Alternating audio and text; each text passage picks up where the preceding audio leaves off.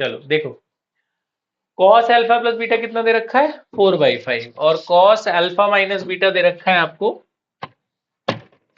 ये ये देखो स्टार्ट हो चुका है। देखो कॉस अल्फा प्लस बीटा क्या दे रखा है 4/5, साइन अल्फा माइनस बीटा दे रखा है 5/13। हमें ये निकालना है tan 2 अल्फा, ये इंपॉर्टेंट क्वेश्चन।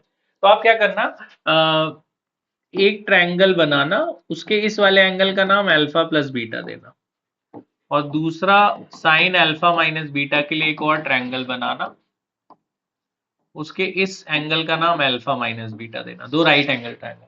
आपको पता है कॉस क्या होता है, बेस अपॉन हाइपोटेन्यूज। तो आपको पता है ये बेस है, ये परपेंडिकुलर है हाइपोटेन्यूज, तो base is 4, hypotenuse is 5 ratio के टर्म्स में, और परपेंडिकुलर पाइथागोरस से 3 निकल जाएगा ना। ऐसे यहाँ पे sine is p/h, perpendicular is 5, hypotenuse is 13, तो बेस निकल जाएगा, बेस कितना निकलेगा 12, है ना। फिर आप ये tan 2 अल्फा चाहिए आपको, अब 2 अल्फा कैसे मिलेगा, 2 अल्फा तो यहाँ है ही नहीं कहीं, है ना। देखो जरा ध्यान, थोड़ा सा दिमाग लगाना है इसमें।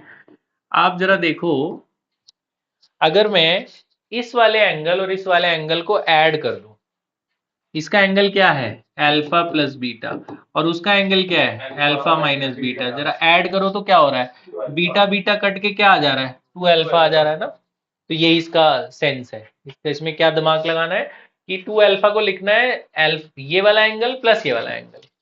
तो इससे क्या हुआ बच्चों, अब इसको काटना मत, नहीं तो वापस ही आ जाएगा। इसको ए समझो, इसको बी समझो, इस पूरे को ए अज्यूम करो, इस पूरे को बी अज्यूम करो, और वो लगा दो formula tan a plus B वाला।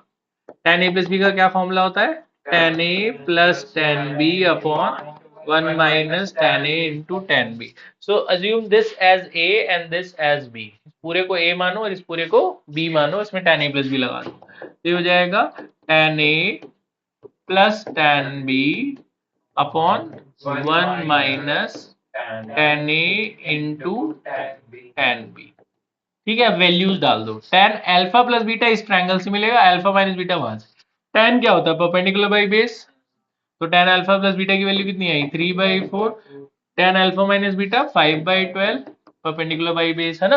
तो इसकी वैल्यू यहाँ से, इसकी वैल्यू वहां से, माइनस वाली वहां से, इसकी वैल्यू कितनी 3/4, इसकी वैल्यू 5/12। आगे सॉल्व कर लोगे, एलसीएम लेके सॉल्व कर लेना, सीधा तुम्हें tan 2 अल्फा मिल जाएगा। ठीक है, तो एक ये कर लो, एक ये कर लो, एक और बताता हूँ सुनो। ये वाला समझ में आ गया, 105 प्लस 105 है कॉस में, तो 105 को तोड़ना है 60 प्लस 45, इसको भी 60 प्लस 45, इसमें कॉस ए प्लस बी लगा के खोल दो, cos A cos B minus sign A sine B, इसमें sign A plus B, sign A cos B plus cos A sine B. एक ये है, एक और है बेटा क्वेश्चन, ये प्रूविंग वाले आते हैं, जैसे ऐसे बोलते प्रूव करो कि ये क्वेश्चन है, मैं आपको करके दिखाता हूँ एक बुक का ही, ये वैल्यू निकालने को आती है, हाफ एंगल में ही है, मैं कर देता हूँ, देखो ये भी इंपॉर्टेंट है बेटा।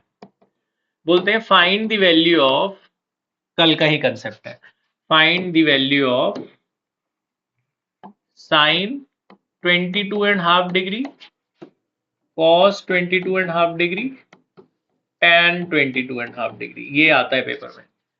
साइन कॉस टेन या कोई एक भी आ सकता है। देखो 22.5 डिग्री कैसे निकालते हैं, ध्यान सुनना। आपको बता दूं बच्चों, 22.5 भी लिख सकते हैं पेपर में, π/8 भी लिख सकते हैं, रेडियन में से π/8 भी बोल सकते हैं, ऐसा भी बोल सकते हैं कि साइन π/8 निकालो, कॉस π/8 निकालो, tan π/8 निकालो। तो ये कैसे करते हैं ध्यान से सुनना, फिर खुद करना बिना देखे। आपको याद है कल हमने जो हाफ एंगल फॉर्मूला किया था, उसमें ये पहला फॉर्मूला ये था, 1 माइनस कॉस थीटा क्या होता है 2 साइन स्क्वायर थीटा/2, इसी से ये निकलेगा। 1 प्लस कॉस थीटा क्या होता है 2 कॉस स्क्वायर थीटा/2, इससे दूसरा निकलेगा। अब साइन और कॉस के जो आंसर आएंगे उनको डिवाइड कर देंगे तो tan निकल जाएगा, ऐसे करते थे ना हम। तो क्या करना बेटा, इसमें आप थीटा की जगह दोनों तरफ 45 डाल देना, थीटा की जगह क्या डाल देना 45। 22.5 अगर सॉल्व करो तो ये 45/2 होता है। देखो 22 जा 44 प्लस 1 क्या होगा 45/2, तो 22.5 का मतलब 45/2 निकालना है। तो अगर मैंने इसमें थीटा 45 डाला तो इधर तो 45 बन गया, उधर क्या बन गया 45/2। तो इधर की वैल्यू तो पता है तुम्हें, cos 45 क्या होता है 1/√2। अब बचा वो वाला, वो निकल जाएगा, इसका एलसीएम ले लो, एलसीएम कितना आ जाएगा √2, ये उधर चला जाएगा √2 - 1 और यहाँ पे क्या बचा है 2 sin स्क्वायर 45/2, ये 2 हटा दूं, 2 हटा के नीचे चला जाएगा। अब यहाँ से स्क्वायर हटेगा, स्क्वायर हटेगा तो इस पे क्या लगेगा रूट, आए समझ में? ठीक है, तो आप वैसे तो ये आंसर आ गया, लेकिन ये थोड़ा वो कहते हैं नीचे से रूट हटाओ तो रैशनलाइज कर लेना, तो ये साइन 45/2 आ गया। ऐसे ही cos 45/2 निकालना आप, सेम आएगा, बस बीच में माइनस से प्लस आएगा क्योंकि फॉर्मूले में प्लस है ना। फिर साइन और cos का जो आंसर आएगा उसको डिवाइड कर देना, tan 45/2 निकलेगा। tan 45/2 क्या होगा, sin 45/2 डिवाइडेड बाय cos 45/2।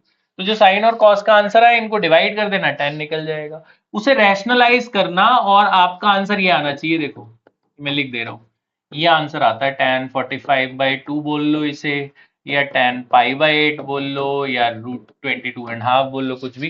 तो देखो ये आपका आंसर आ रहा है कि नहीं आ रहा, मैंने आधा किया है, अब आगे आधा आप पूरा कर लो। तो ये तीनों क्वेश्चन आप पूरा कर लो, फर्स्ट, सेकेंड और वो वाला थर्ड, तीनों कर लो, पॉज कर दे।